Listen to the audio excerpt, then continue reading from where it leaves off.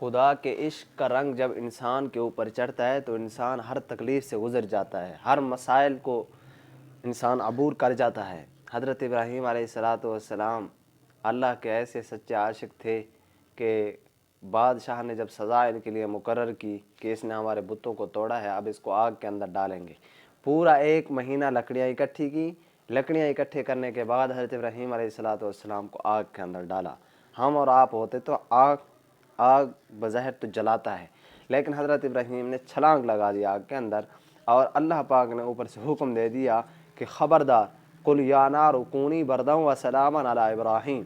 اے آگ حضرت ابراہیم علیہ السلام کے لیے ٹھنڈی ہو جا اور سلامتی والی ہو جا، اتنی ٹھنڈی بھی نہ ہو کہ ان کو سردی لگے۔ تو وہ آگ ٹھنڈی ہو گئی۔ معلوم ہوا کہ آگ جلانے کے اندر بھی اللہ کے حکم کے محتاج ہے، اور درخت کا ایک پتہ بھی اپنی مرضی کے ساتھ نہیں ہلتا، ہر چیز جتنے بھی کام ہو رہے ہیں سب اللہ کے حکم کے محتاج ہیں۔ اور حضرت ابراہیم علیہ السلام نے جب اپنے بیٹے کے گردن کے اوپر چھری رکھا